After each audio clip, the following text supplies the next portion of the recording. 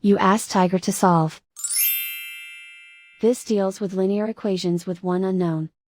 The final result is x equals 6. Let's solve it step by step. Group all constants on the right side of the equation. Add 28 to both sides. Simplify the arithmetic.